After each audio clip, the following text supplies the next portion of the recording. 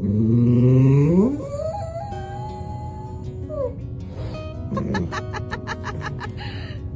is the story of Bruce trying to hold on to life with nothing but a toy until he finally found his true friend after being rescued. Bruce was found abandoned and left to die in a man's backyard.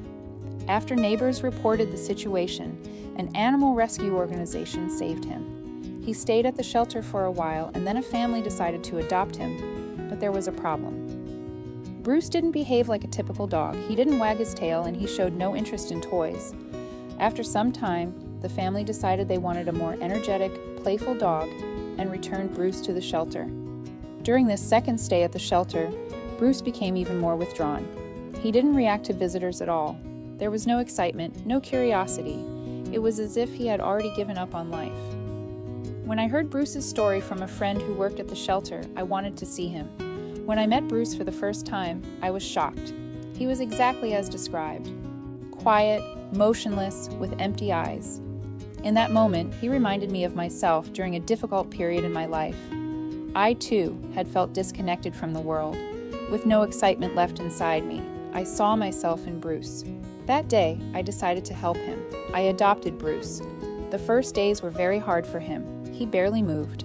Even eating felt like a struggle. I tried everything for him. I took him on walks, tried different foods, bought countless toys. But Bruce was still the same, closed off, distant. I've always believed that animals shouldn't be alone. Knowing how sad they can feel when left by themselves, I even considered getting him a companion. But he had already been surrounded by many dogs at the shelter, and that hadn't helped him at all. Still, I wasn't sure what the right thing to do was. Then one day, Bruce barked at a lamb he saw on TV. I froze. It was the first time he had reacted to anything.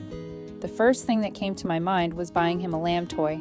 I immediately went to the nearest toy store and got one. At first, he didn't react, but after a while, he picked the lamb up in his mouth and started walking around the house with it. It was as if the lamb was his spirit animal. From that day on, Bruce began to change. He became more active, happier. He slept with the toy, and we even traveled with it. It felt like he finally had a friend. But his real friend hadn't arrived yet. One day, a friend of ours rescued a tiny kitten who had survived a fire. The kitten needed a safe place to stay. That's how Trout entered our lives. Bruce was curious, but very calm. He watched from a distance. The kitten, on the other hand, was terrified and hissed at everything. But Bruce never pushed him. He didn't chase him or try to touch him. He just stayed nearby, as if saying, "It's okay, I'm here."